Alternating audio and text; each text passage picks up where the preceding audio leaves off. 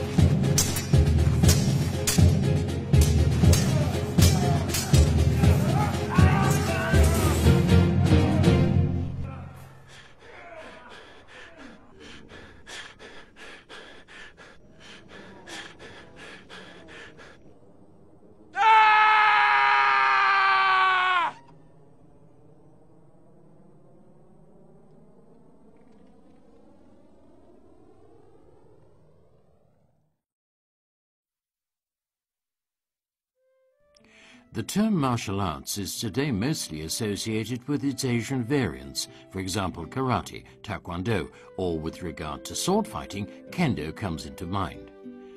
Only a few people are aware of the rich European tradition of martial arts. The so-called Gudrunlied, which is dated around 1230, mentions 4 Schirmschläge or fencing strikes. Other sources, like for example the Nibelungenlied, indicate that there were masters that systematically taught the art of fighting. The oldest instructional manual of a European fighting art dates to the end of the 13th or the beginning of the 14th century. It demonstrates the use of sword and buckler.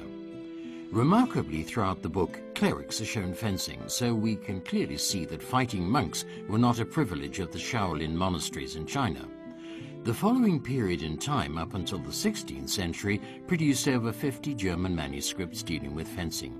In later times, the invention of printing dramatically increased the number of available fencing manuals. The term fencing, or in German Fechten, at this time included the whole repertoire of armed and unarmed combat. If you compare the German term Fechten with the English term fighting, you can clearly see the word relationship between the two. In the period of time covered in this work, not only the use of the sword was taught, there was also instruction in the use of spears and halberds, daggers, and also in the art of wrestling.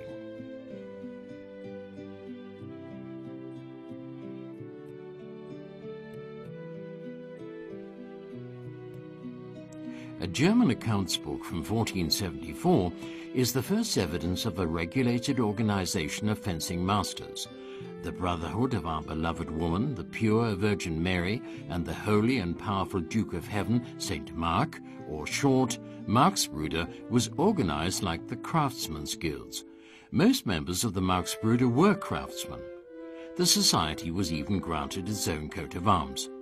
In the year 1487, Emperor Friedrich III granted a letter of privilege to the Marksbrüder. He allowed only members of their society to offer paid instruction in fencing. The seat of brotherhood was located in Frankfurt, where once a year the examination for the degree of master was conducted. The Marxbrüder had an extraordinary monopoly, which many of today's martial arts organizations would be very glad to have. In the year 1570, an important competitor organization named Society of the Feather at Greifenfels introduced its coat of arms.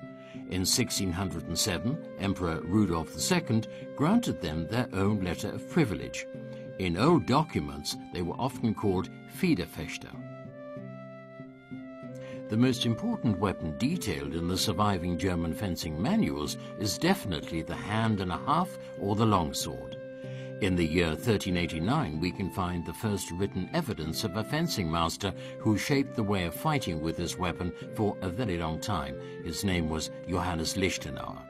He formulated a pragmatic martial art around the use of the longsword. His method included fighting in armor, as well as on foot, as on horseback. Liechtenauer concealed his art by writing in verse. This was a common method of preserving information in a time when only a few people could read and write. There is no surviving manual written by the master himself. Luckily, many of his followers wrote down his verses together with short explanations to them, the so-called Glosse. Even Master Talhofer, who is nowadays very famous in reenactment circles, founded his art on the basis of Liechtenauer's method. Very little is known about the life of Liechtenauer. His name would indicate a relationship to a place called Liechtenauer. Unfortunately, there were many places with this or a similar name in the times. One probable theory points to a place called Liechtenauer in the area of today's Poland. The so-called Derbringer manuscript indicates that Liechtenauer was a traveling fencing master who learned his art from many masters in different countries before systemizing it for himself and his students.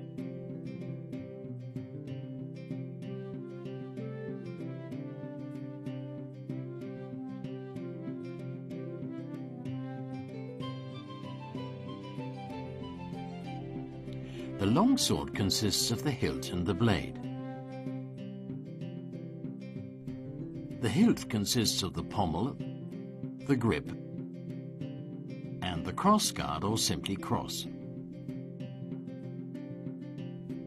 The blade is divided into the long edge, the short edge, and the point. One can subdivide the blade into weak and strong. The strong is the first half of the blade from the cross to the middle. The remaining half from the middle to the point is called weak.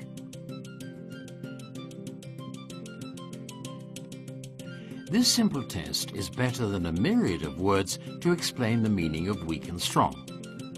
Let your partner hold a sword in front of him. Tell him to grip it as tight as he's able to. If you now try to push the sword at the strong part of the blade, it will not be easy to do. However, if you push on the weak part, you only need a small amount of force to move it away. To reconstruct the longsword techniques on this DVD, we use mainly 5 fencing manuals which all explain the teachings of Liechtenauer. Even though the authorship isn't always clear, 4 of these books are attributed to the masters Peter van Danzig, Hans van Speyer, Jut Lev, and Sigmund Ringeck. The remaining anonymous manual is generally known under the title Goliath. As secondary sources, we use the fencing manual of Joachim Meyer and the house book, which is generally attributed to the priest Hanko Derbringer. Just a last word regarding this work. Every reconstruction of a historical fighting art can only represent the present state of research. Even though we can be sure about the principles of the art thanks to the many sources, it's possible that new sources we may find in the future will offer different points of view on certain aspects.